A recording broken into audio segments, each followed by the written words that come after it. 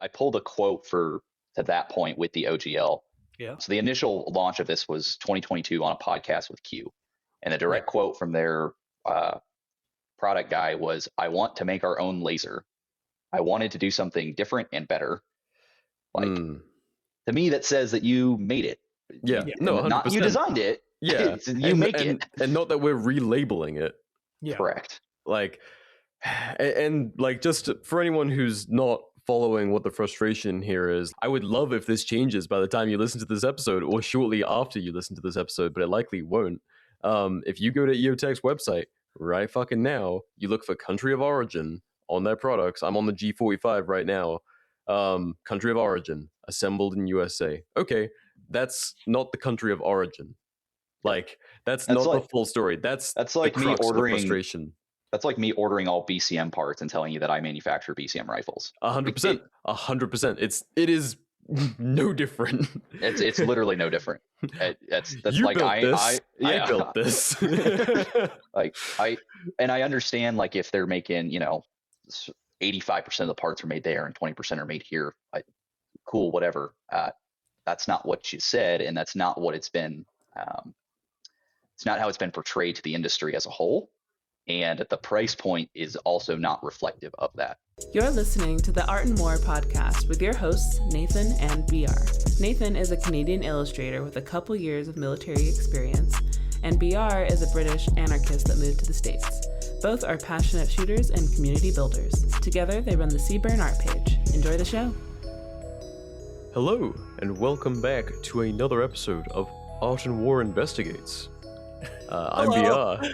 I'm joined by my co-host Nathan. And I'm going to get my bits out of the way very early because this is going to be a more serious episode. But I got a shotgun. And this thing is just peak physical comedy. I'm going to leave it at that. Let's get. Yeah, the joke has already been made that it doesn't have a choke, so you have to choke on it. Anyway, with that, special. And we're done. Yes. Okay. No more jokes. This is going to be actually fairly serious from here on out, probably. Yes. Mostly. But joining us once again, following up the very popular SIG investigation episode, is Mr. Brandon, cybersecurity expert for his day job, former behind the gun counter guy who has, much like all of us in this space, a fixation on all of this equipment and essentially doing right by, we the people that make up the crux of the gun space and all of that. So Brandon, thank you once again for joining us. Yeah, howdy gents. Pleasure to be here, and thanks for having me back. Of course, thank you for coming back. I really enjoyed the last SIG expose, for lack of a better word. Yeah, it was I was really looking forward to my cease and desist letter, and I never got it. So, I know, dude. I was gonna maybe it'll happen. Point of pride, I would have framed that, and it would have been in the studio forever. But unfortunately, they kind of stiffed us. Which maybe I genuinely expected it, but there were so many people going. Yeah, I think their response was kind of like plugging fingers into their ears and going la la la la la. Like 100%. Yeah, it's one of those. If we say something, it's going to get worse. Yeah, Dagger didn't get one, and like I can't even imagine what the discovery would have been like if they did actually take someone to court, because we saw it, we have documents. Oh, yeah. It's very. Would you like that in MP4 format, or would you like a text document? Yeah, like and there's still people around who are like, yeah, no, like this isn't happening, and like the Hilton Hicks document you sent me is so fucking damning. Sent us, have online, sent to a lot of people. Yep. Open source, you can Google it. Yeah, it's just out there. So kind of in that very similar vein, we're not like reaching out to Brandon and going like, hey, find some dirt. Yeah, that got a lot of listens. Like, this man is just out of his own interest, out of kind of interest in keeping the industry honest. Brandon, you're just out there kind of asking very good questions about industry practices, what people are getting up to. And we see, like, in current times, I mean, it's nothing new, but there are always shady practices going on. There's always like people being a little less than entirely honest with customers, whether it's military or civilian customers. We've seen it from the MCX to lasers. So today, the crux of what we will be talking about will be EOTECH's OGL, which we alluded to very quickly in our SHOT Show Roundup last episode. But Brandon here has been doing some deep diving into what's going on with the OGL, which, it's been teased for years now, right? Yes, yeah, since late 2022, 2023 SHOT Show is when it was officially kind of dropped on the industry. But it was supposed to be this shell shocker of a device, and it had a target price point that was back then would have just disrupted on the civilian side for sure. And it got delayed and delayed and delayed, and now it's out at basically double what they initially thought. For the civilian version, and then the military version is also steadily creeped up as well. So yeah, it was originally teased out at like 13 to 1500 ish. And then now when it released at SHOT Show 2026, it's 3000 as the MSRP on it.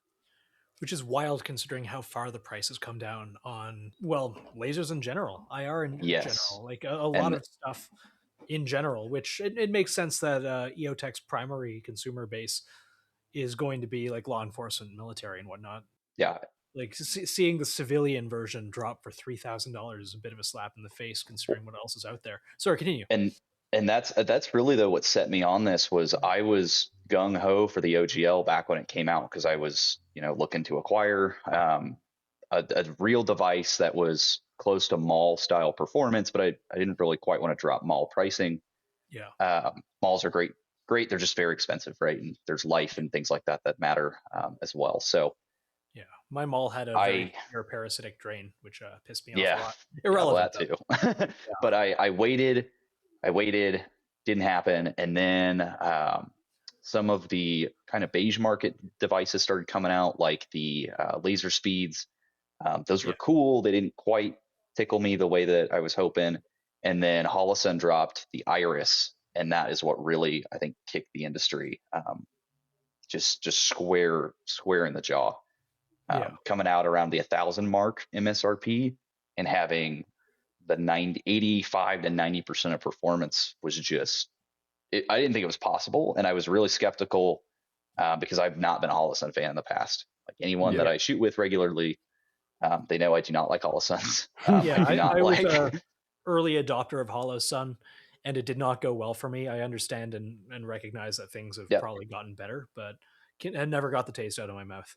Yeah, I had seen too many issues behind the counter of people just shooting on the range, and they come back out and they're like, "My glass fell out of my dot." I'm like, "Oh, yeah, you bought a $300 red dot." Like, what'd you expect, guys?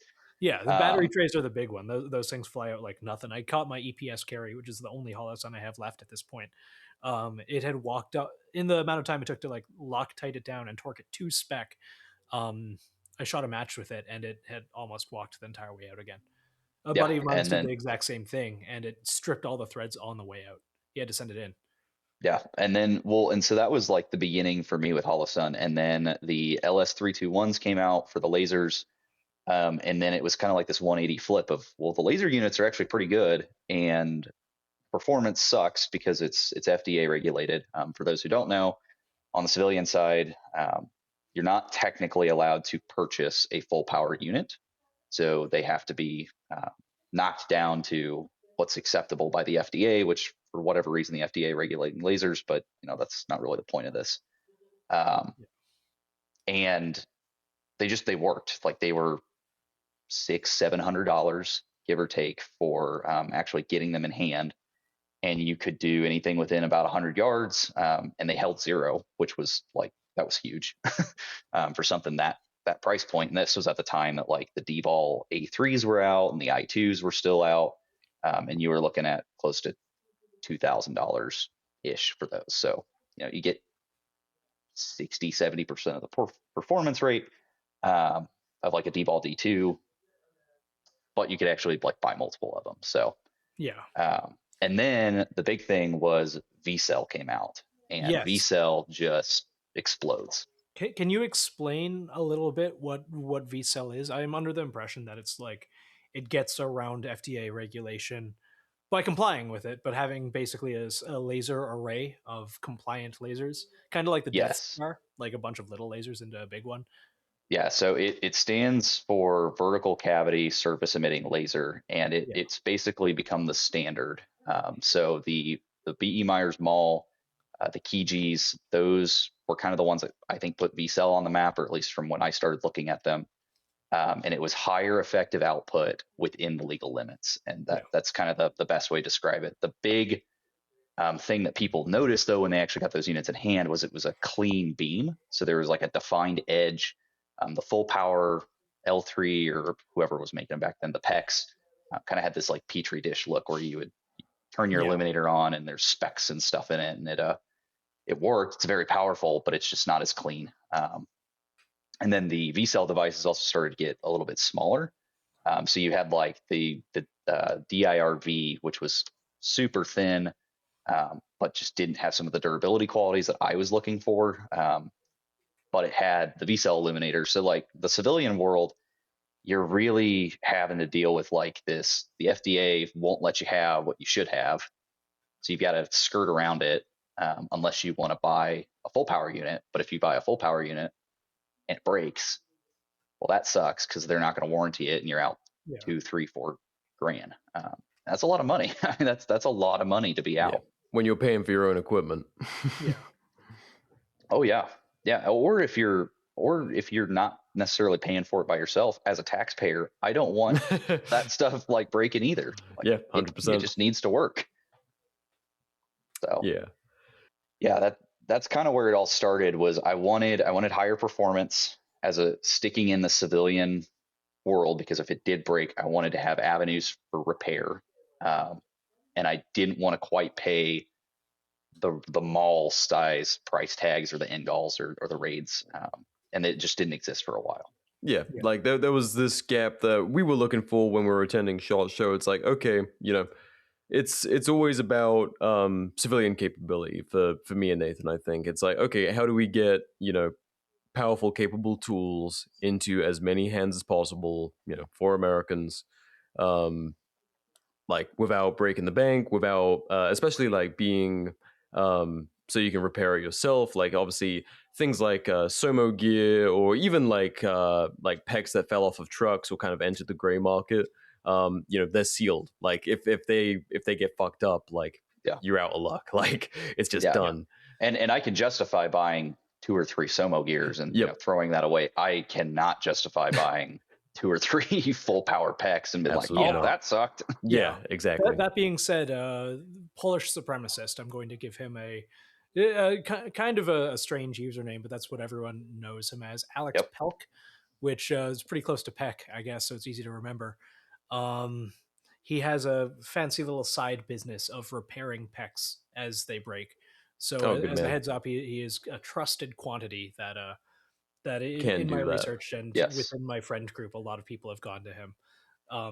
If your PEC fucks up, hit that guy up. Yep. I don't know. I don't think he does D-balls though, does he? Like a full power.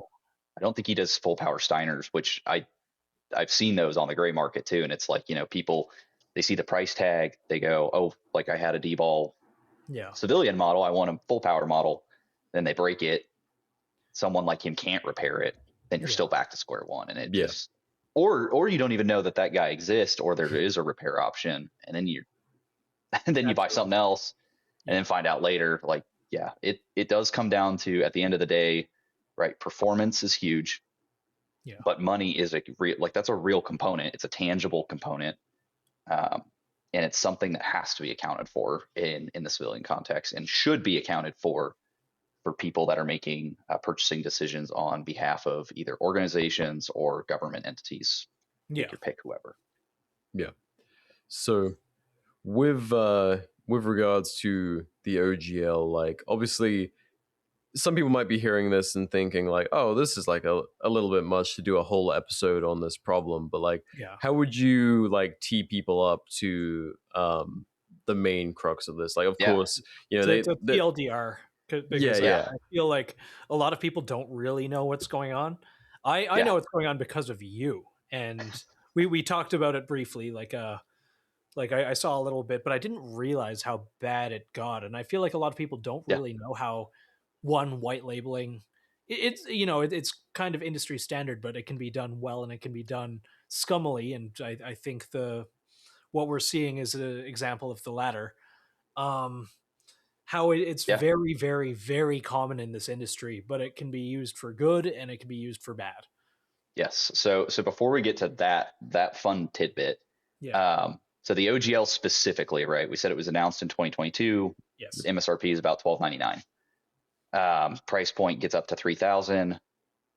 That really made me ask the question: what justifies, first off, a 56% price increase from the original MSRP in 2022 to 2026? I understand it's an estimated number, but the guy said it in front of their CEO at the time. Like, they had some numbers behind that. It wasn't just pulled out of thin air. Or if it was, very poor decision. Yep. And then what justifies, the 64% price increase over the recent competitors, like we just talked about? So when I started looking at that specifically, it had just been announced at SHOT Show. People were doing their kind of end of SHOT Show coverage, and actually Hop and Brassfax were going over a live stream. And Hop made the comment that there was a possibility the OGL could actually be a copy of a DIO, which is a South Korean defense contractor laser aiming module. Yep, DI optical. And so in fair interest, I know those guys and have worked with them, just in case it comes up again. Not for any money. I just like the local rep, and we hang out. And I've seen their stuff too, and it their civilian model that came out of their actual laser aiming module, the HLAD, it was cool. It had the FDA restrictions. Yeah, and it's as of right now, you can't buy anything, and I know for a fact they're not really doing any white labeling stuff. Yeah. Sorry, so I saw that and I was like, okay, well, that sounds weird. I'll start looking into it. And then I did know about DI optical because I knew about the HLAD laser aiming module. Looked into it, didn't see any connection to them. And then a few queries later in my searching, I found a company called SU Optics, which is out of South Korea as well. And the first thing that really threw this on the map was there is a Reddit post of a product catalog that has the OGL in it. Like, it is a from supplier OEM catalog, and it says GAON-1 has all the product specs, and it's got the OGL in there without an EOTECH logo on the page, like on printed media. Like, this is weird. So start digging into it. This is the point in the episode where you pull out your fancy little chart that's provided. Yes. And go to the middle. Are you uploading this chart anywhere for anyone? Oh, yeah. So we've got Google Drive links and stuff, just like we did for the will this be publicly accessible, Brandon? Oh, yeah. Okay. Everything's open sourced. Good. Yeah. So we'll put all of the links in the description, just like we did last time, so you can kind of follow along if you are so inclined. If you are going to follow along, please, for the love of God, read the appendix first on how to open the document, because if you DM me and ask me, I'm going to ask you if you've read the document first, because the PDF file it won't work in Adobe. I tried. That's part of using this kind of software to actually map this stuff out. So download the file, open it in Google Chrome in the browser, and use your plus and minus to zoom in and out. Yeah, so I created this to map all of what was living in my head for like 4 days after discovering all of this. But towards the middle, all the little threads, like the red threads coming off the middle of a. Yeah, it really is. So in the middle, there's a green box, and that's kind of where I started. That's the $12.99 quote, and then it's got the OGL. And then directly to the right of that is that product photo, and from there it spread. I started using some it's called optical character recognition. It's basically just find me similar images.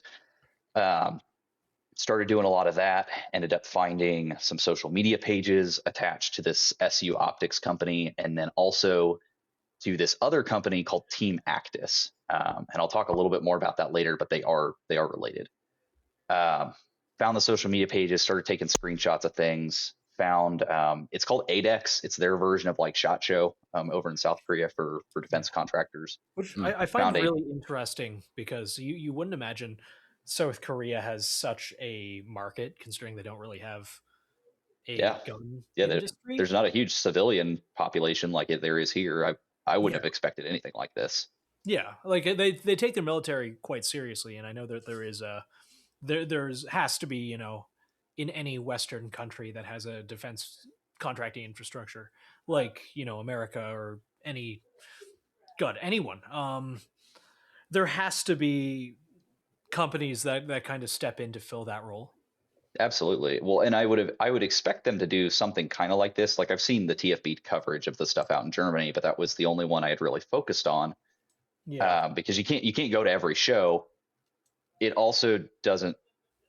It surprises me a little bit more that with this specific company that they were showing all of this publicly, and I don't think they were expecting people to find it or care. But yet here we are. So perhaps it's one of those things where eventually, you know, like they were putting it out there, and maybe a rep for EOTech actually found them at one of these shows and said, "Hey, maybe we can sell these." Yeah, could have been. And the fun thing was too is, so looking through all the social media side of it, I actually found one of their like social media contractors that had high definition photos of these things, and also had a high definition photo of the thing turned on with the laser actually running. So that in the photo reference, the big blob of them, it's towards the bottom left. But if you zoom in, you can actually see the visible green laser is turned on. So it's a working unit. So that really kind of set the stage of like, okay, EOTech doesn't make the OGL, or they don't make it entirely in the United States. Yeah. Like what else? Like, is there anything more? So then I started moving towards the Internet Archive, which for those who don't know, the Internet Archive is exactly what it sounds like. It's an archive of the internet. You can submit links. There's crawlers that go out there and pull certain things in.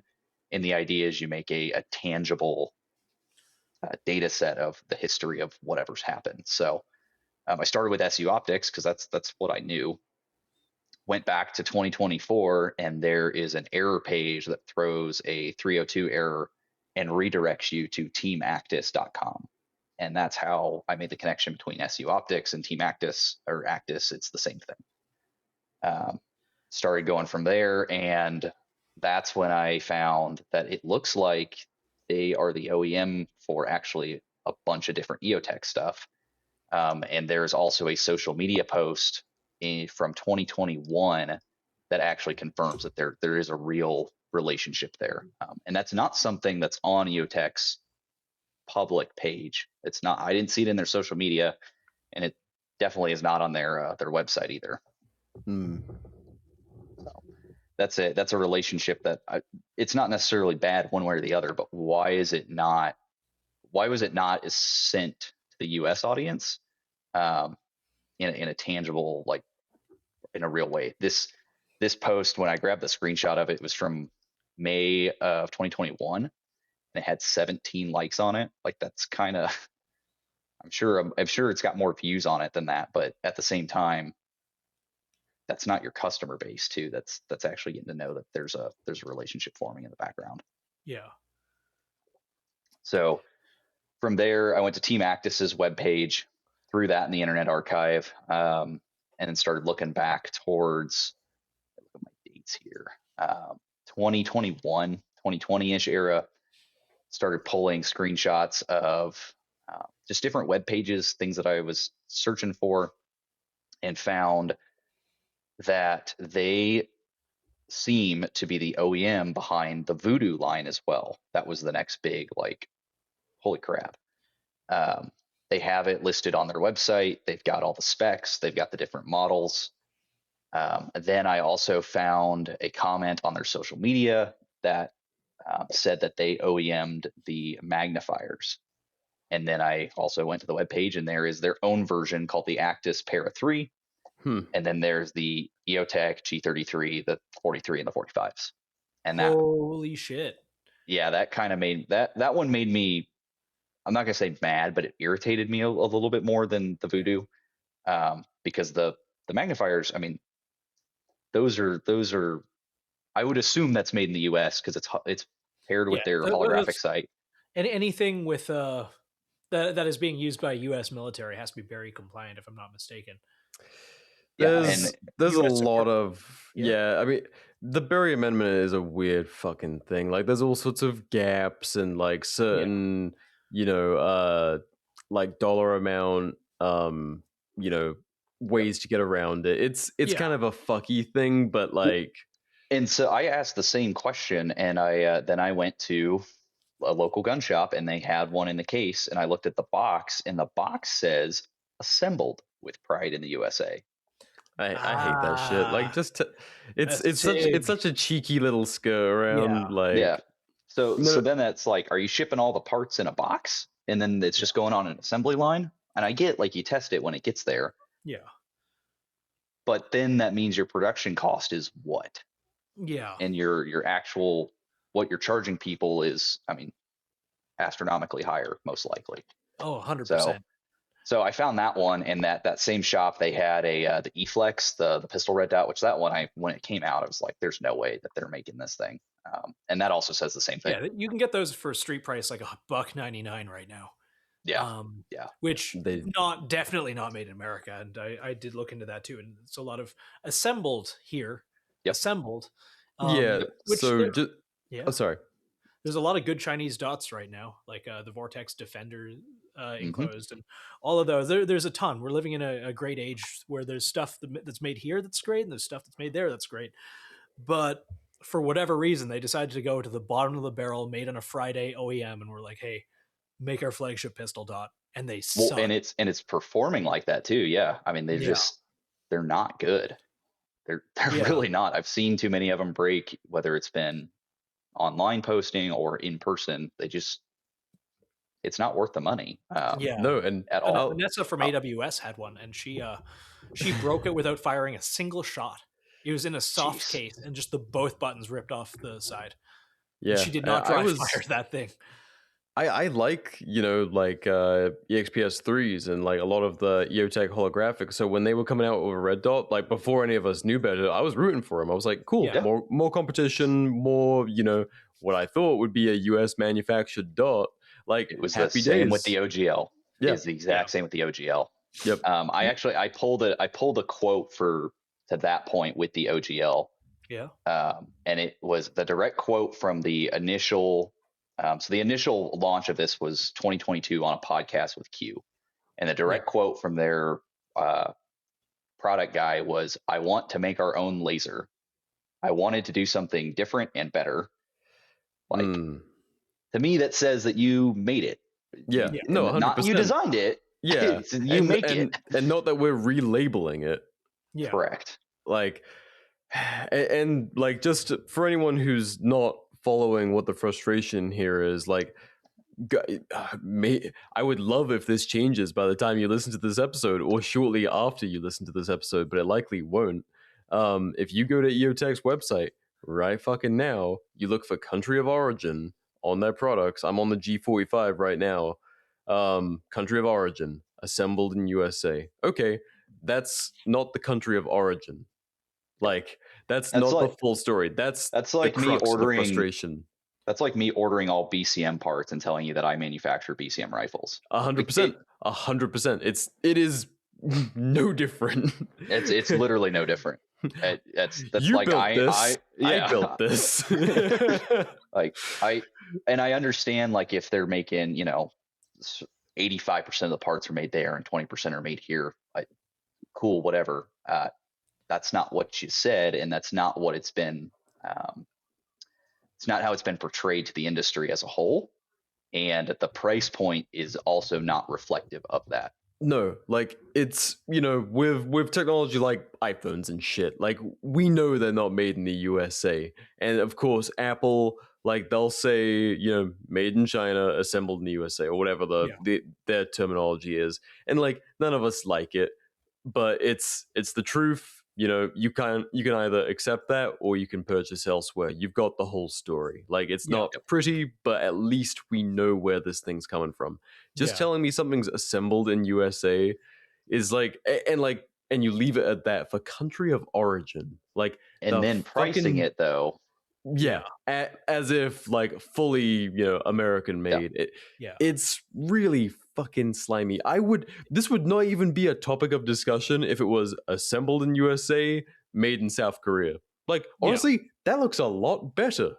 Like, I'm glad that I at least know now that it's not like, are these Chinese? Like there's no question. I have the whole story. It's like a first world allied nation. They are Western in every way but location. Like, and then on top of that too, right?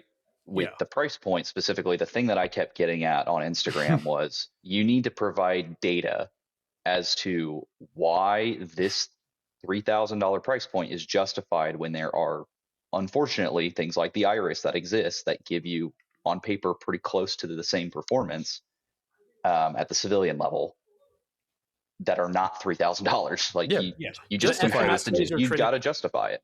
Or the Trinities, and those things have gotten. I feel like they're not on the same level for sure, but it's the point of, I could go buy 8, 9 of these things, or one. And what's gonna get me the most capability, and also I can afford to live at the end of the day too. And this isn't a discussion about being poor.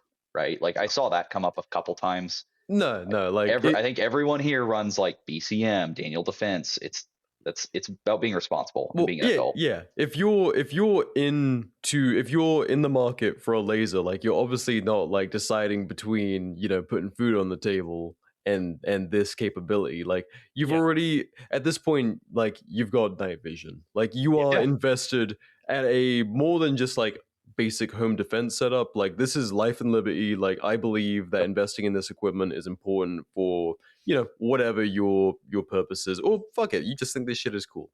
All fine. Like, this is not a discussion on being poor. This is like, hey, justify to me why this price point is where it's at. Like, I'm not seeing it, and don't take advantage of me either just because I didn't know.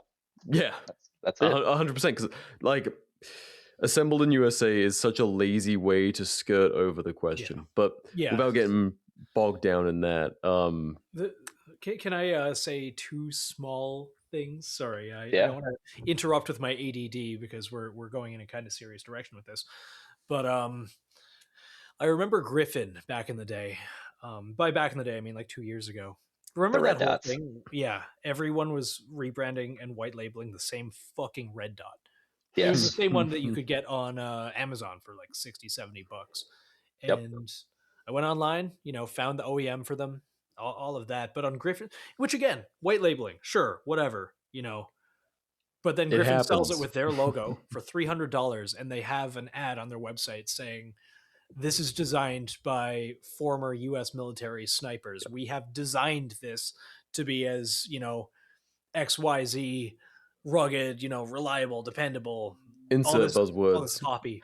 I went onto Griffin's website the other day to see if that was still there. It is not. It's like a somewhat honest thing now, but the price is still there, and that's kind of white label.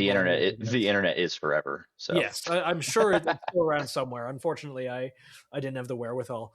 And I guess my counterpoint to that would be Trijicon. I have a Trijicon magnifier here, and I remember looking it up because I got this magnifier for like $300 or something, and I turned it over and it says "Made in China" on the bottom. So I go, that's weird. Did I get a fake? It came in a Trijicon box. I got this, gray market, and I went online, and no, Trijicon magnifiers are made in China, and they're actually honest about it. Like, it says that there.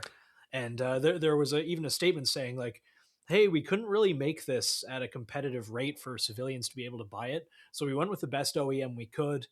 And, we have it at, it's still like a higher price point than a direct from China, like a Vortex or a Holosun magnifier. But it's honest and fair. And I appreciate that. And people can see that and make the decision that they Like, do they want to spend a little more for the Trichicon branding? And it's an excellent magnifier. I really like it. I don't regret my purchase at all. But the big thing, and especially what helps sell me on it, is they were fucking honest about it. That's all you need. Yeah. All you need. Well, and that's the thing. They could have said, we're not going to disclose this. If someone finds out, we'll answer it. It's on the EOTech side. I mean, they didn't get back to anybody publicly for a while. Yeah. When I first I'm not the first person to notice this, right? Like the Reddit post was the person that kicked me into it. But I put up my like, hey, you guys have some explaining to do. And it took, I think, 3 or 4 days before they ever messaged me back in response, and that we can get into that later. But Yeah. they still weren't really open about it. So in the spirit of being open about things, let's talk about some stuff that I found on the internet that is just out there. And it is linked in the documents as well. So with the SU Optics, bringing it back to that company, it's called dorking, but basically you're searching for keywords through Google, and you use Google's query language to filter down onto things. It's open source. It's just open. Anyone with an internet connection gets to do this. Yeah. I found what's called a company profile, and how I interpret this document as it looks like kind of an investor profile of like, this is us, this is our company, this is what we do. And it's a slideshow deck converted to PDF, and it has kind of their corporate structure on the, we started in 2008 for an OEM, but then they deep dive into like, this is our like actual production structure, like our R&D, our purchasing, quality control. They then show the patent agreements they have with U.S. companies.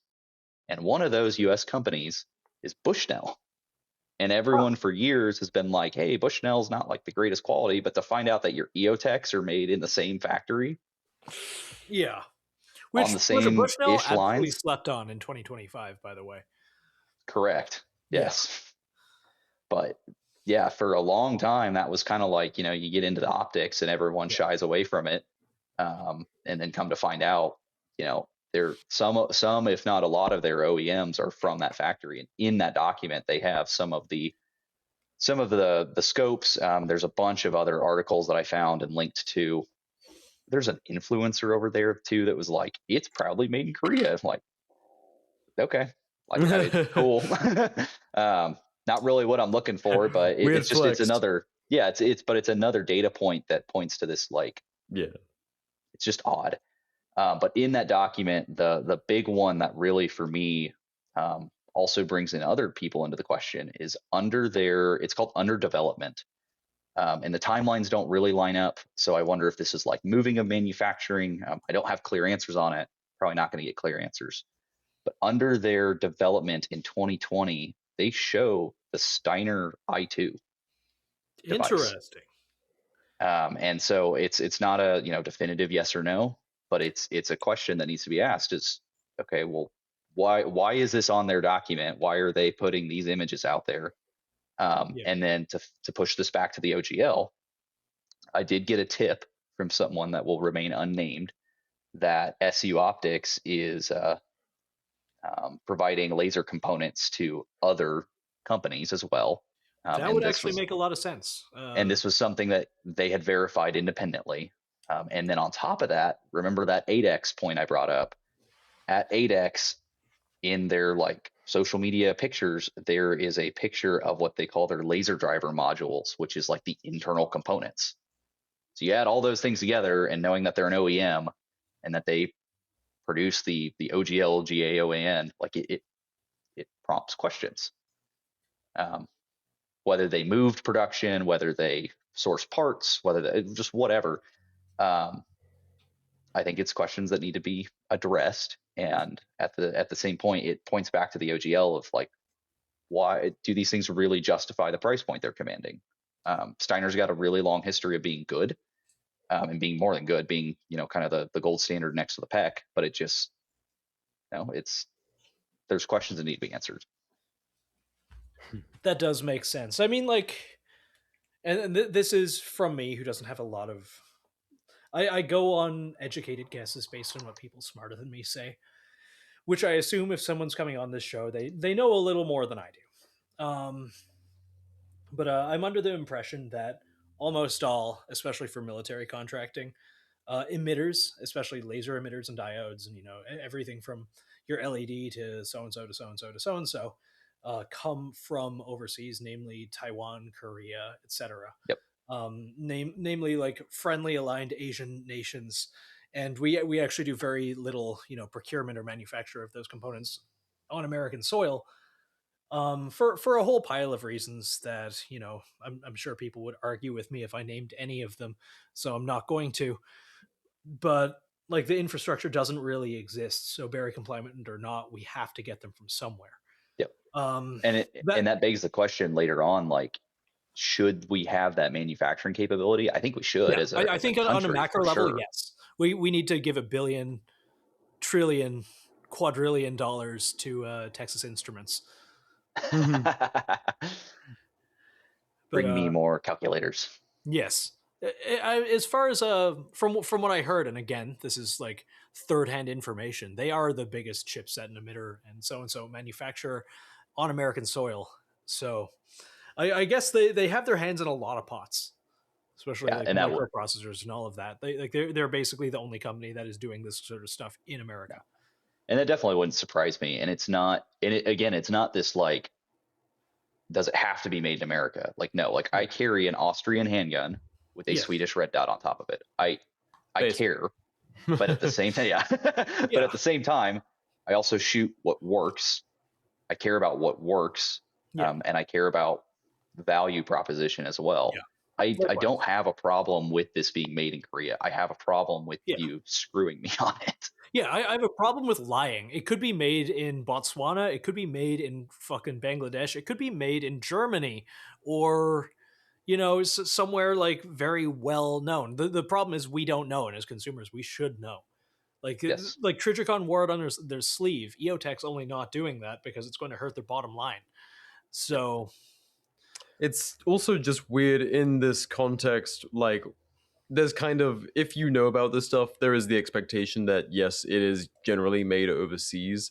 It's like, why even try to cover up what is like a widely accepted fact that, especially in terms of lasers, like a lot of these come from overseas. Like why try to, I know it's like clearly their strategy for EOTech with like basically all of their products, whether they're made in the US or not, to like, have this assembled in USA thing, just to keep it kind of consistent, from what I've seen. But like it just doesn't strike me as intelligent, like when this technology is widely known to not come from here or to originate from here. Well, and for people getting into it, right, if you don't know any better and you are advertised to by the shills, whoever they may be at that time.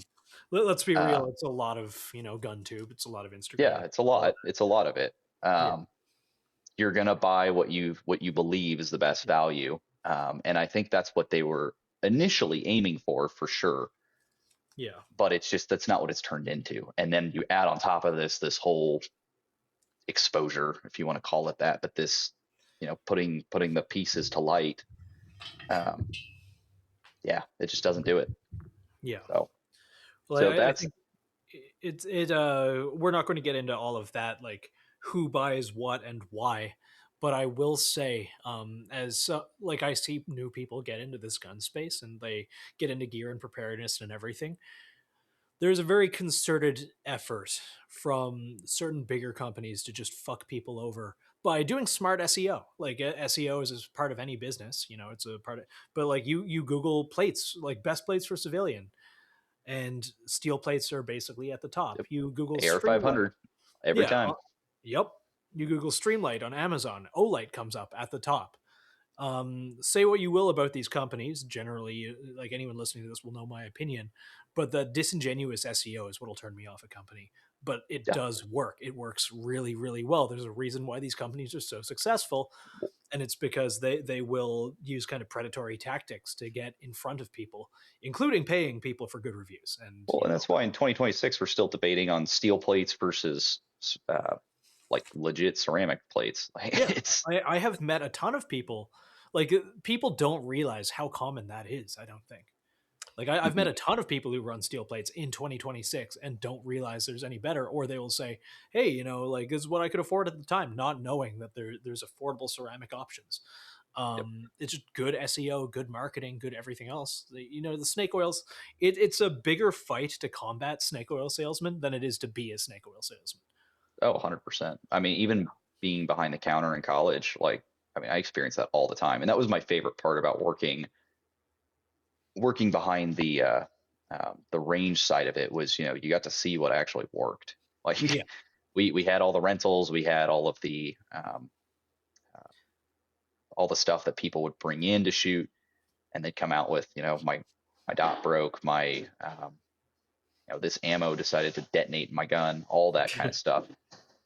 And it, yeah, you see it, and then you hear people that go like, no, my stuff never fails. Like, well, sure, that's the thing yours about didn't. statistics.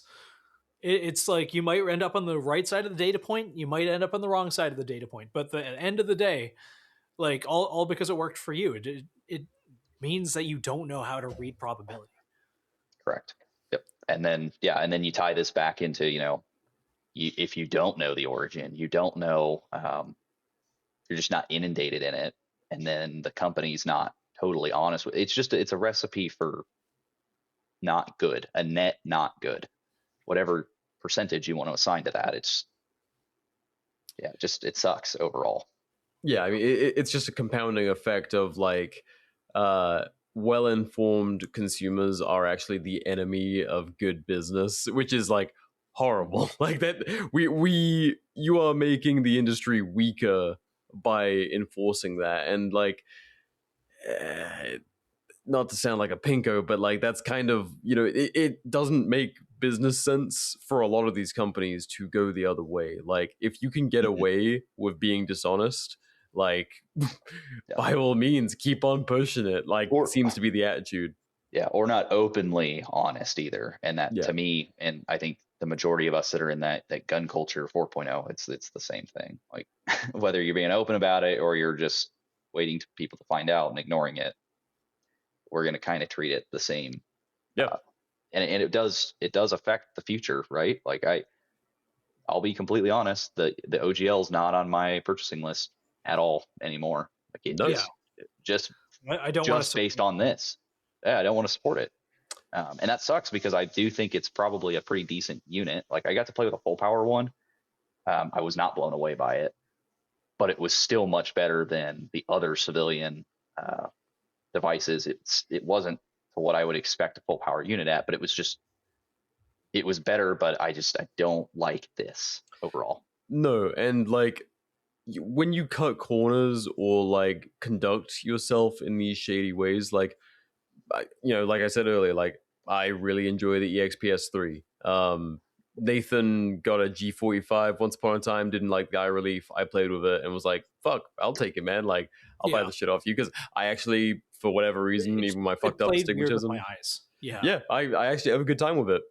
So I enjoy the combo. And it sucks when a company that you currently have a good opinion of, they conduct themselves like this, and then you're like, okay, well, in an industry like ours, that's actually like a much smaller pond than most people realize, like, and voting with your dollars really does matter. You know, even to these like contract queens, like there's word gets around, bad tastes do like grow when people conduct themselves like this. Like it's, your reputation isn't invincible. Yeah. And let's talk about contracts. For sure. That's another little tidbit.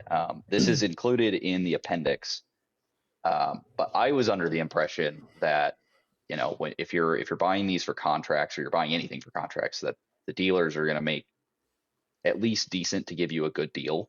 And as a taxpayer, that's important, right? Because it's your tax money at the end of the day. Like you pay the bills, whether you like it or not, you're paying them.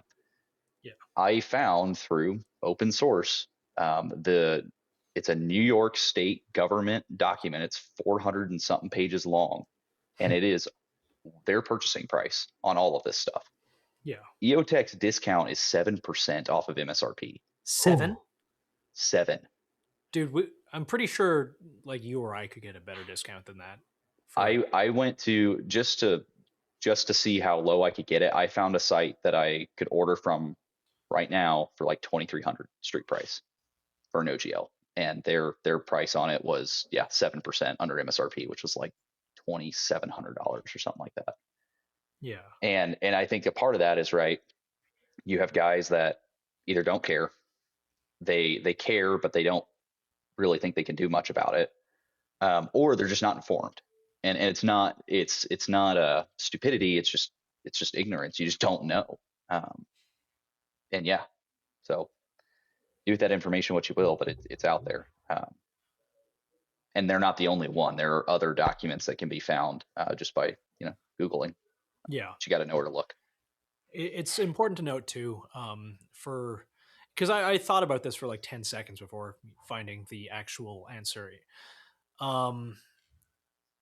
State and I don't know about federal law enforcement agencies, but state and regional law enforcement agencies, where a lot of these contracts go, are not really bound by the Berry Amendment. So if they want to, if they want to get their cops or SWAT teams, or God, what is New York's police department at? Like 70,000 people or something? Too many. It's it's literally like a standing army. Like it is like, massive. I remember looking it up. It's like the size of Canada's standing army.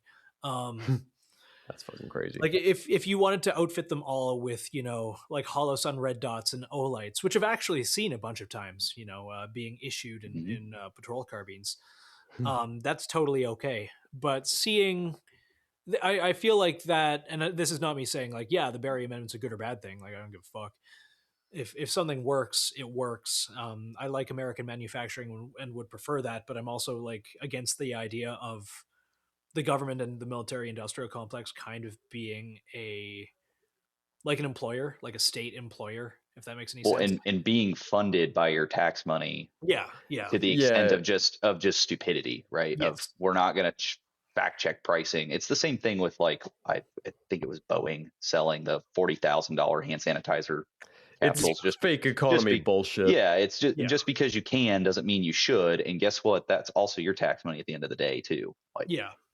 I remember the hospital in my old town, good old socialized medicine. They got audited once, and all this stuff was online to some degree. And like the chairs in the cafeteria in the basement were each like $2,000 just for office, not even office chairs, like cafeteria chairs, things like napkin dispensers and so on. So yeah. And of course there's never any consequences. And I think they kind of responded by just like locking down who has access to the information. Oh yeah. I mean, that's what happened with some of the SIG stuff. Yeah. That's what archives are for. But. Yeah. So speaking of archives, back to the Internet Archive, a couple other things that, if you're looking at the chart that we haven't talked about yet. So in the Internet Archive of Actis specifically, and speaking of other companies and things that I have questions for, it seems like recently, so the Actis's website is currently live. You can go to I think it's teamactis.com. They do not list these other companies on there now, why? I think that needs to be asked. I believe one of them is, but some of these are not. So doing some additional searching, looking through the web pages, I ran across the first one that I have questions for is Unity Tactical is on there. Really? And it's their mounts. Yeah. Specifically, the categories is the fast optics mounts, switch and accessories, helmet accessories, and weapons accessories. And the archive didn't capture more than that, so that's all I have. Outside of one picture where I did see their skyscraper size mount, but it's again, why are you listed on an OEM? What we know to be an OEM manufacturer in South Korea, and I looked through their website and I didn't see anything about not being made in the U.S. And what prices are they actually paying, and what are they reselling that stuff for? So that's Unity. It's not a definitive, but it just, again, it's a question.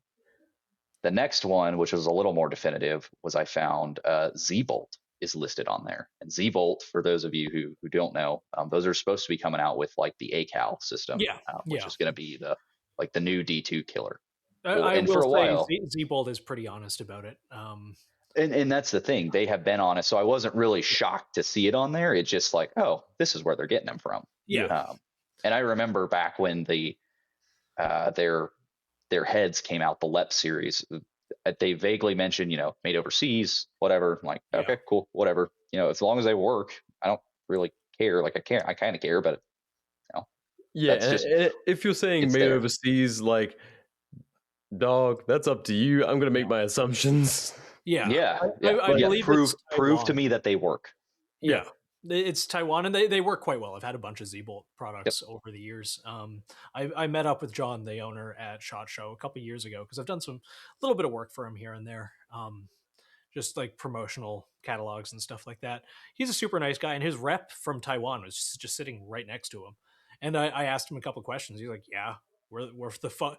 Like in a more respectful way, where the fuck else do you think we're getting emitters and selling for these prices? Yeah, like, no, and that's totally a fair response. And I think they've out of all of these on this list, they're the only ones that I know of that are actually honest about it, and they, it's appreciated. It's nice to kind of put like a face to a name kind of thing with them. Yeah, but, I like the guy a lot. He's like very obviously like salty retired cop kind of thing. Like he's a decent guy. I like him. That's awesome. Yeah. So the last one that, again, it's not definitive of anything, but it does require questions, is ModLite. The ModLite PL HV2 light package it's listed on Actis's website. And the Internet Archive didn't capture much more than literally just that. The screenshots on there, the exact web page that came from. But totality of the circumstance, I think it deserves some questioning. And ModLite's been open, I think, about some of their lines being from overseas. Yeah, Noxon, I think, is the Noxon that is like specifically made overseas. And it's like, if that's what this is in reference to, cool, whatever. But again, totality of the circumstances, specifically EOTECH, it makes me have questions that I don't have answers to, good or bad. I looked it up right now, and PLHV2 made and assembled in the USA. So interesting. We're going to take them at face value there, but I do know that one to say like made in the USA, there is the example I always use is Swiss watches. To be able to say Swiss made, it's 50% or components or higher have to be, like the steel is rolled in Switzerland. All of this has to be, but that leaves another 50% that doesn't have to be. And obviously, like, this isn't shitting on ModLite. I love all my ModLites, and I don't feel like they've been disingenuous. But like certain components, as we talked about earlier, do have to come from somewhere else, just kind of by the nature of it. But yeah, I at some point I saw a picture of their manufacturing facility, and I do think, at the very least, bezels and everything else are being machined here. Yeah, and with ModLite, I'm not as concerned about it because it's like I have an idea of where they're coming from.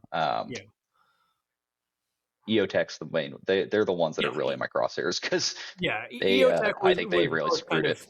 Disingenuous about it, and they've kind of responded to a lot of this in exactly the wrong way. They haven't really owned it so much as I remember, and this kind of sums up EOTECH's social media presence to me. So they have that new eFlex enclosed coming out. It's like $500, Yes, and it is a direct copy, like probably made in the same factory, by the same OEM as the Vortex Defender CCW enclosed, which is a $240 street price optic. And someone asked the question, hey, what is different about this? Like, why should we get this instead? Like, what's worth extra $250? And the EOTECH, whoever they have working their social media, just replied, it has a backup site. Like that's it. Oh yeah, I saw that comment. Like, yeah, like, come on, cool. Dude. Yeah, I see that guy getting real snarky with people. It's like, sometimes that works. In this case, it does not. Yeah, and they were doing the same thing. That's, again, I asked the questions, but the snarkiness also is kind of what got me thrown on this path of like their answer to the OGL questions were, it's better because it's better. it's durable and we tested it, and then providing nothing else. I fully acknowledge there is not a like SAMI spec testing standard for LAMs. Yeah. However, there are a bunch of independent people that will put out whatever you want to call them, reviews or independent tests of, I beat the hell out of this thing and it still works. Yeah. Forum Ranch, Hop, who's exactly like all those guys. I don't trust a lot of tubers, and I will not agree with everyone on anything. And I assume that anyone listening to this probably shouldn't either. But I like those guys, and exactly, and because for better or for worse, they put it out there, and you make the decision based on the data, and that's all it is. Just put some data out there. Yeah. Don't just tell me it's better and then try to charge me 2/3 more of the price point. Yeah. For something that I know now is not made in the USA entirely. Yeah, all the while talking to the customer like they're a moron. Yeah, like that's correct. Like, have some fucking respect. It's called customer service. They ask, you answer any of that. No, we're just gonna go right to like, you're an asshole for asking why you should buy our stuff. And to that point, right? I think the three of us are in more than agreement that this stuff isn't for fun. It is fun, but it's life, liberty, and that's full stop. Serious tools. Yeah, they're tools for that purpose and that purpose alone. You get to shoot, you have fun, you go out and train. That's the supplemental. But the end of the day, brass tacks meets the road. It is to defend life and liberty, if it was ever called to. Yes. And to treat that tool set in this industry as kind of a gimmick to make cash, and not treat the consumer as seriously as you would treat your military and LE client, is not the way to go. And thankfully some of that's finally changing, but sometimes you just need a little bit more of a push to go, this is unacceptable. It has to be checked. We not to knock them again, because I will give them credit where it's due, but I don't know, you might have heard this, Brandon, but we commented on how Safariland treated Phil at SHOT Show. I think it was last year or the year before. But our camera guy Phil, he's just a dude, usually wearing like a black hoodie, black jeans, like Vans and shit. Excellent shooter, like very competent, very knowledgeable, has been around the industry for a while, both behind the counter and in other companies. And but he doesn't look like a military dude. He's not like schlubby or anything. He just doesn't have that like service member or like a guy who's going to give you government contracts look to him. And so he goes up to the Safariland booth, and it's like a bunch of like schlubby reps, and they just don't give him the time of day when he's asking like genuine questions. He owns Safariland holsters. He runs them in competitions and shit. Shoots with them all the time, and they just kind of treated him like an asshole. And so we were like, huh. We talked about it on the show, and turns out a Safariland rep listens to the show and got in contact with us, and was actually very cool about it, very apologetic. That guy's cool as hell. I saw exactly. And it sucks when especially in these bigger companies, when your teammates let you down and let down. Yeah.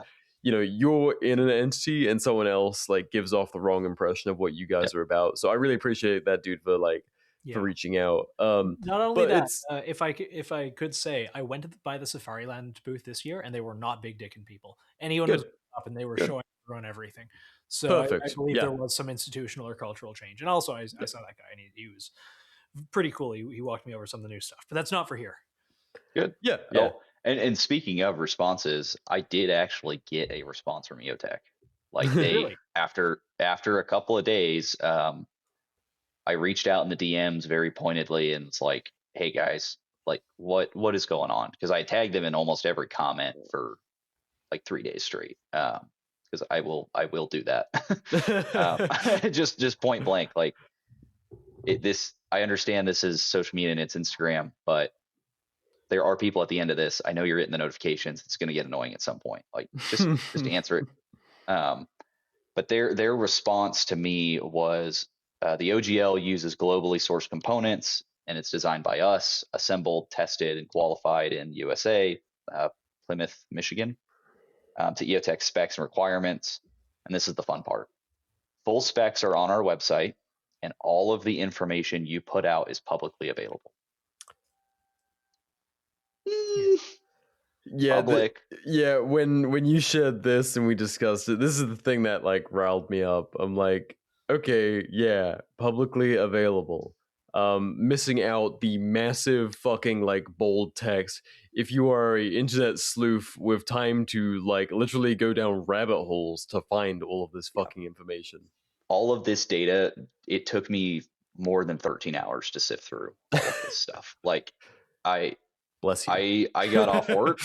I immediately turned on this computer and I sat and did my thing and charted this stuff out. And it took legit like 13 hours of research and time to get this all together. That is not what I would consider publicly available. Publicly available is I Google it and it gives me the answer, or I click 2 or 3 links and I find it written in plain English. And Google now is throttling. You physically cannot get Google results after the 10th page. It just stops. Yeah. Like you cannot scroll past whatever, whoever has optimized their SEO wants you to see. Well, and that's the other thing too. If you don't know how to search the Google query language to find some of this stuff, you will not find it. Or if you're not using some type of AI tool to go out and legitimately scrape websites for hidden quote unquote information, you're not going to find it out there. And I mean, worst of all, like publicly available. If a company's going to tell me that something is publicly available, it's on your product page, or worst case, it's in a blog. Yeah. Like, or worst case, it's in a video somewhere buried in YouTube. Yeah. Like that's my expectation. If you're going to have the goal to say it's publicly available, like don't. Yeah.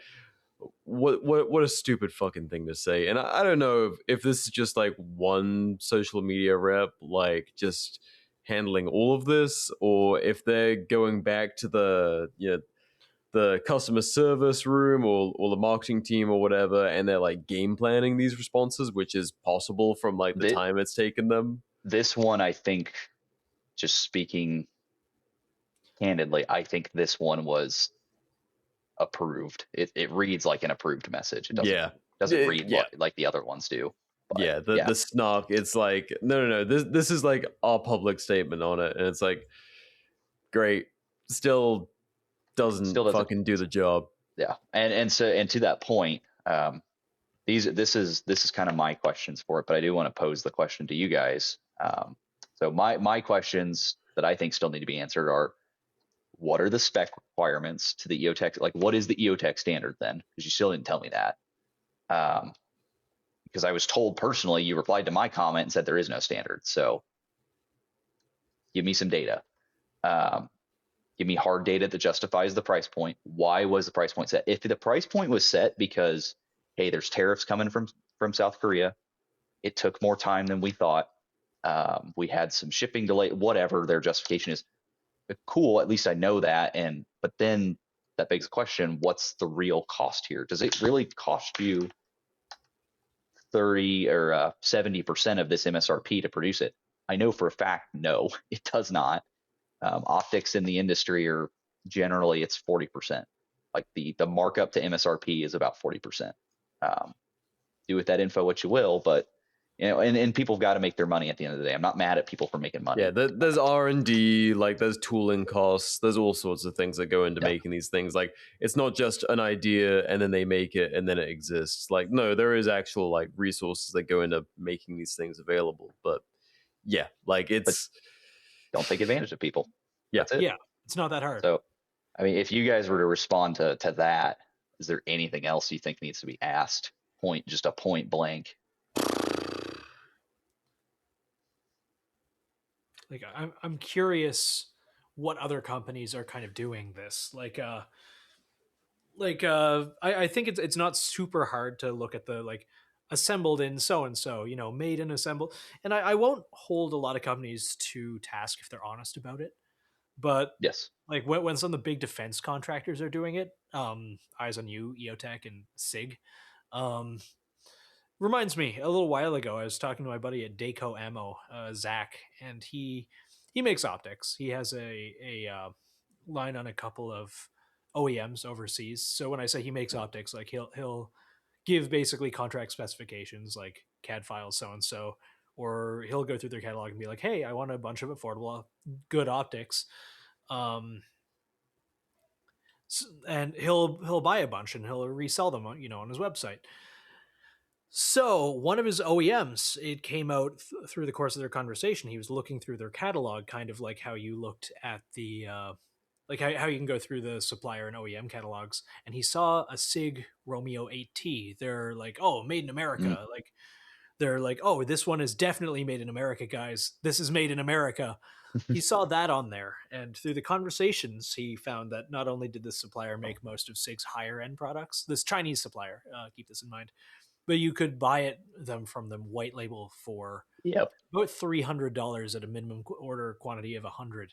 And once I went back to SIG's website and so, you could see the weasel wording a bit about like, oh no, this is assembled. Like Yep. you read the description, the like eBay description copy, if you will, and it's all like real American, proud. But then when you start to look at the legally required, it's like assembled. Well, in and on white labeling, we mentioned it a couple times here and there, because I mean, these guys have had this information for a couple days, but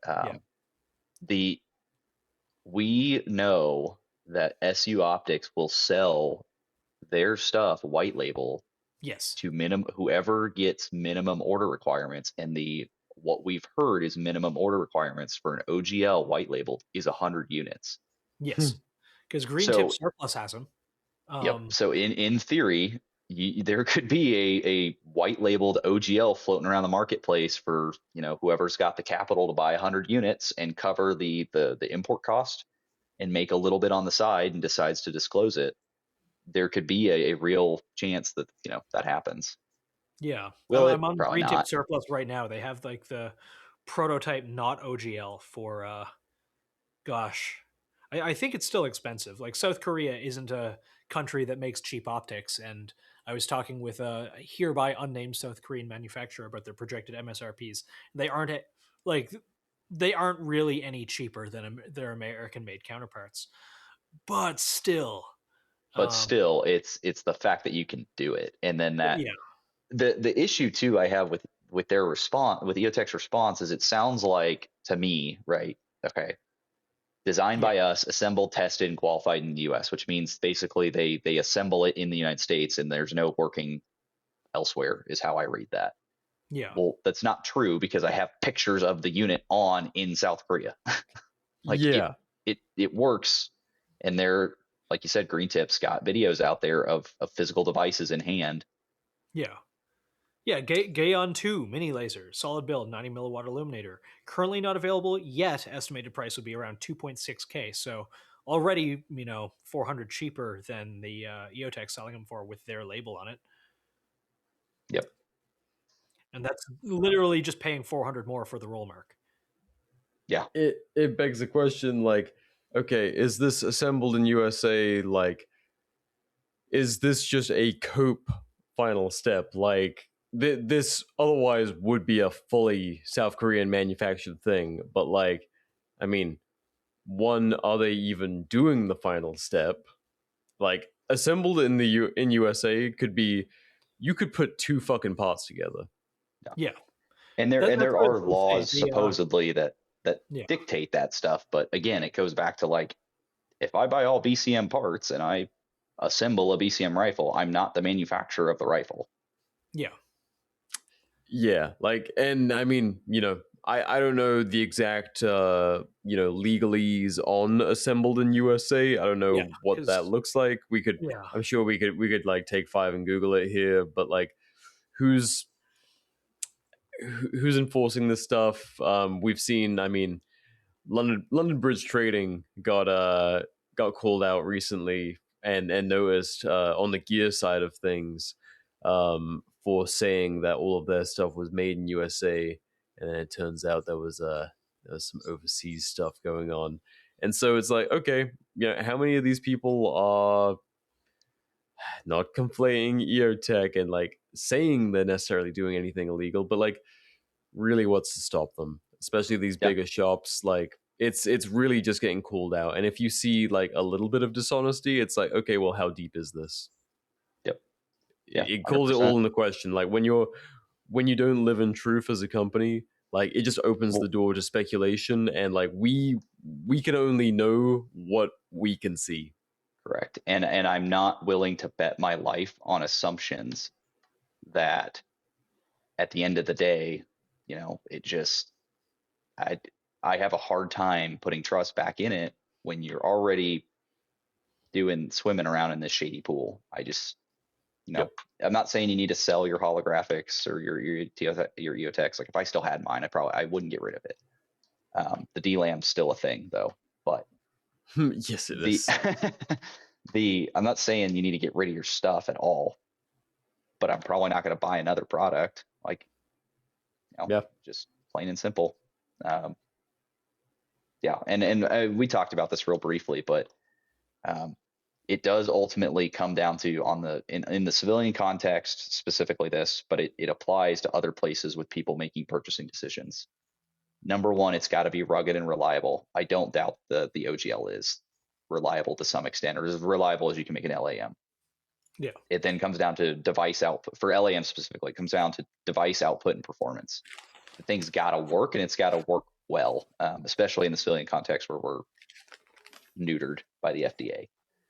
On a side note, from when I saw the OGL, I was really not impressed with the performance of actually like looking through tubes and turning it on high and going, oh, that's it. Like, I don't know. If you do get to play with one, I have one.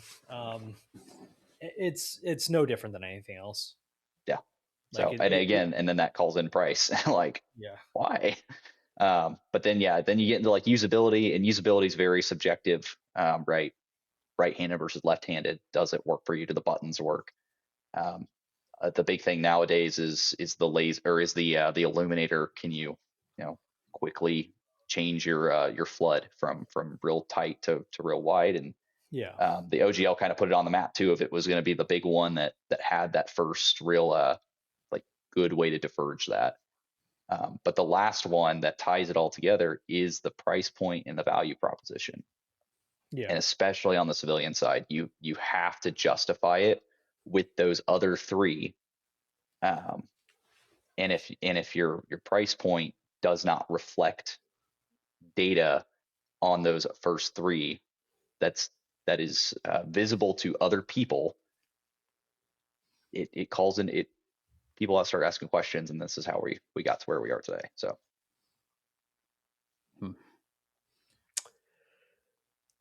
I mean, going from there, do you think anything will come of this? I mean, you were pointing this out, you were getting their attention for sure.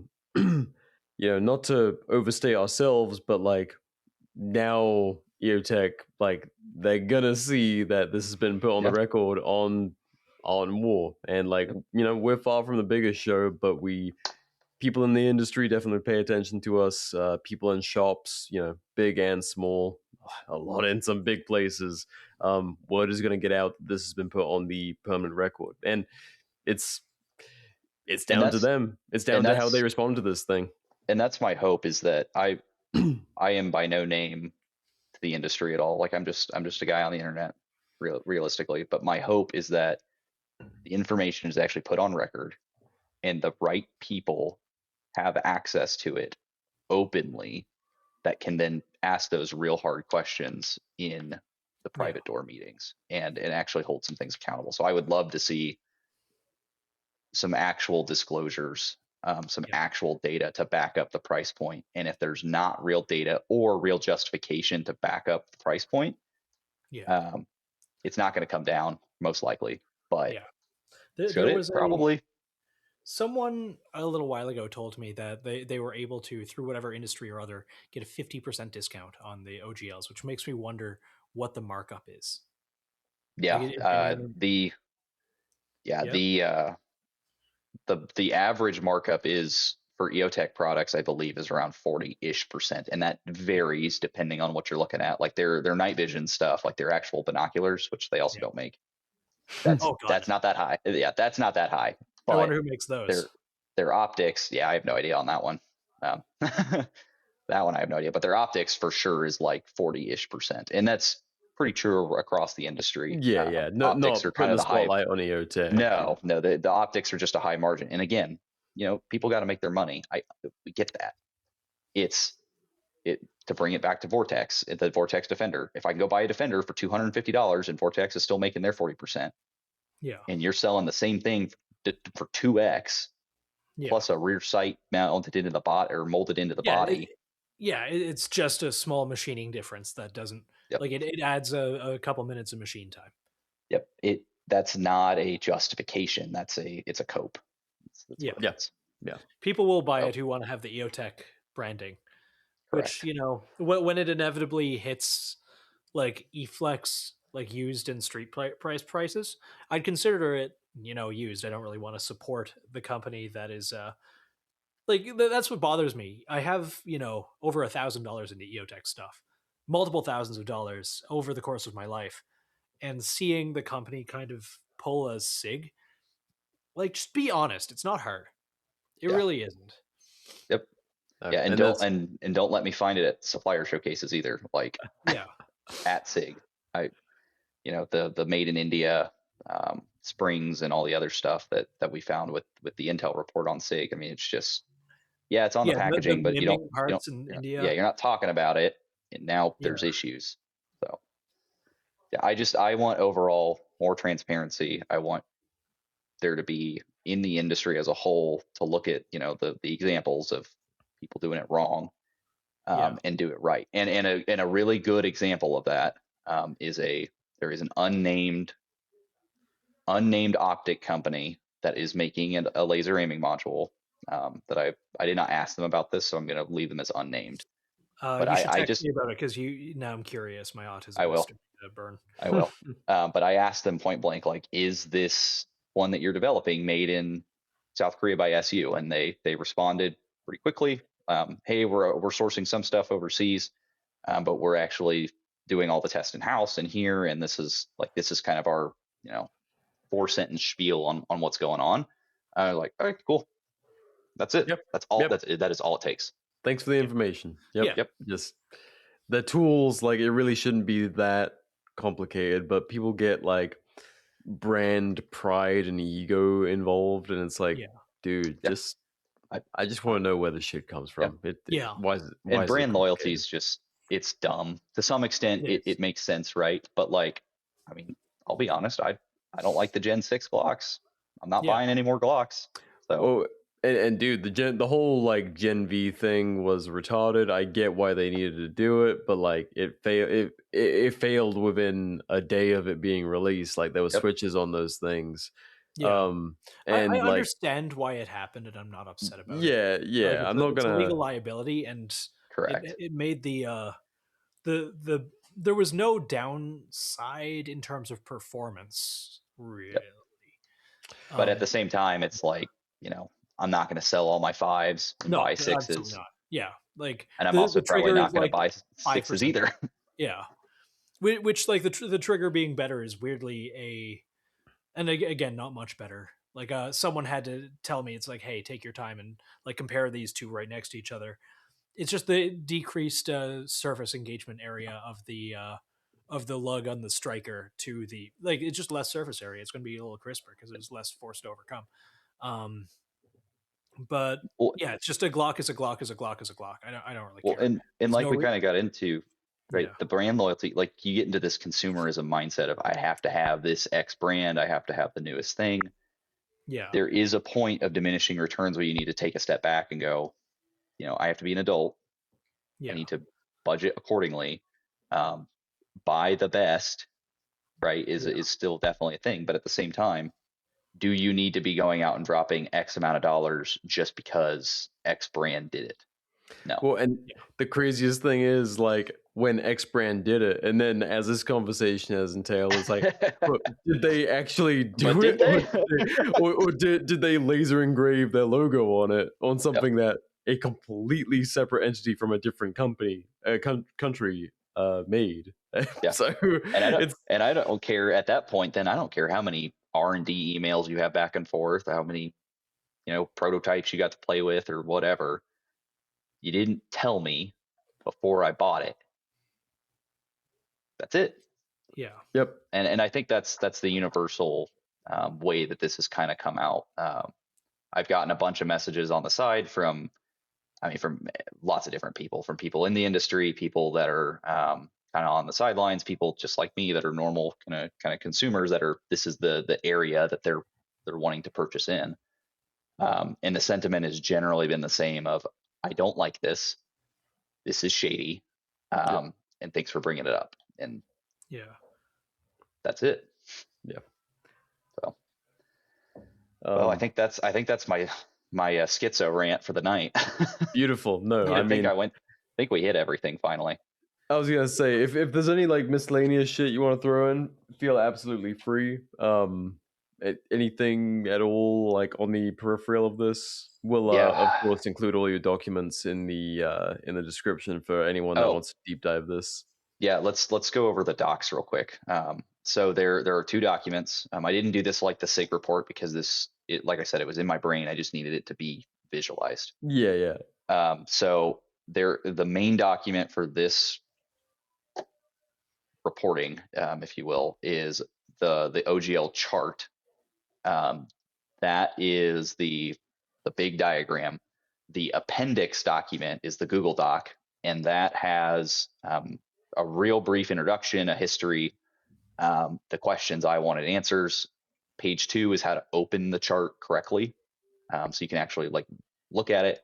And then page 3 is all of the links that I dug through that are of value. There are other links and other things that I saw that they got screenshotted. Like I didn't include all the Internet Archive links because you can just go to the Internet Archive. But some of the important stuff like the company profile, the purchasing documents that were open sourced, the marketing videos, that kind of stuff is all on there. So feel free to distribute as you see fit. Killer. Awesome. Well, I hope for anyone who's not necessarily like at the point where they have nods and they're looking at LAMs, they get that this is more than just the particular product being mentioned. This is a wider conversation on just transparency in the industry and making sure this shit doesn't just slide. And this is the place. We're very fortunate to have the position that we do in the industry where we can kind of just say it how it is and it's not going to hurt our bottom line because our bottom line doesn't really exist. So we sell stickers sometimes and everything else we can kind of say what the fuck we want. So there's a great luxury in that. People need to be held accountable. These are serious tools. If we just let this shit slide, then we will live in a world of slop. And none of us, I think, want that. It's fine. I mean, it's not fine if we're talking AAA games and entertainment and all the rest of it, where it sucks, but it's ultimately inconsequential to life and liberty. But this stuff, like, we got to take it seriously. We got to force these companies to take it seriously. If you act like a consumer, you will be treated like a consumer. And it's as simple as that. So, seriously, thank you, Brandon. We really appreciate your particular flavor of autism. It is amazing. Happy to share it with someone who will listen outside of my wife. I'm sure she is thankful too. But no, it's seriously great stuff. Whenever you have anything like this, we are always game to put this stuff out there. And if people want to listen to this and say this is all bullshit, by all means, but do your own research. Don't take our word for it. Look at the documents. Nope. Fact check me, please. Yeah. And if you have an edit, DM me on Instagram. I'll respond. I won't get back to you right away because I do have a day job, but I will look at it. Yeah. We'll put your at in the description as well, so people can come and see what you're doing. Because Brandon, like, this isn't just something that Brandon like DM'd us with and hasn't been put anywhere else. Like, on his story, he talks about things like this. So yeah, keep up with him if you're interested in this kind of information. Yeah, But there's not a lot on my page. It's like one post just of like, this is who I am. I do everything on stories because they don't get taken down as much. That's the cheat code. So yeah. That's why my page has been shadow banned for like 3 years. So I basically just ramble into the ether in my stories and occasionally. Weirdly, post cool I think you photos. might be slightly less shadow banned because you've been coming up in my feed a lot more. Yeah, I've been at like 14K for years. Well, I was at 14.3 for like a couple of years, and then 300 people just got zapped out of existence, and now I seem to be like less shadow banned. So weird, but whatever. Yeah. All right. With that, Brandon, we do have to get you with our age-old gotcha. Do you have any dad advice for the people before we get out of here? Yeah, well, I'm not a dad, so but whether it's in your personal life, whether it's in your business, whether it's in whatever endeavor you're currently in, just be open and honest. That's it. Whatever you're doing, do it honestly, and the actual outcomes from that will be 10 times better than if you try to hide it. Incredibly based. And I have to take my own advice on that, because there's stuff that I do, and I think about it and like, I probably shouldn't have done it that way and whatever, but it's easier to come clean and just deal with consequences. Yeah, the consequences of living in truth are far, far less than living in a web of lies. Yep. Hell yeah. All right, Nathan, you got anything to close out on? Shit, we kind of went over everything. Like, I'd just be like, well, look past the roll mark, I guess. Like, look to see where your stuff is made, and all because your stuff might be assembled in America. Let's be real; it's most companies that aren't like major defense contractors when it comes to at least like optics and lights and stuff. So you kind of have to like pay attention to what's good and what the company ethos is. Like, if everything is equal and one company is a little dishonest, I will go for the company that isn't 10 times out of 10. And that is kind of what this case is, and like why I won't give SIG any money or anything like that. Like Griffin sells optics, C&H sells optics. There's a Geisley had their sub brand, and say what you will about those companies, but they at least, not Griffin now. I'm going to poo on them a little bit for their launch, but at least they're honest now, and I appreciate that. Don't reward this kind of behavior, even if it might make your might make you feel a little cooler to have an optic that says EOTECH instead of Vortex on it. We need to vote with our dollars. Yep, that's the power you have as a consumer, for sure. Yeah. Based. And get out there and actually shoot. Yeah, just leave this shit. Fucking do that. I say that as I've been like shooting a couple matches a month, but like 0 dry fire and 0 anything else. Like that's it. Yeah. I mean, I'm the same way. I mean, I get distracted in the week. I forget to dry fire. I try to daily, but sometimes life just happens. But it is at the end of the day, be proficient in your arms. Yes, I agree. 100%. Well, it's getting a little squirrely. It is. My very quick little soapbox. Aside from voting with your dollar for the citizen side, if you're like working in the industry, like hold your people accountable. Like make a stink if they want to sell with manipulative tactics. Like it fucking sucks. Ask the hard questions. It's not always fun to. You might not always have the position to, but end of the day, like remind people why they're there, like whether they're serving strictly like military and law enforcement, or if it's mil LEO and citizens. Like ask them, like, why are we doing this? Like, are we, if we're selling lies, like what's the point of any of this? This is it's life and death equipment. It's not worth lying about, regardless how good it is. 100%. So With that, much love, guys. Thank you for listening.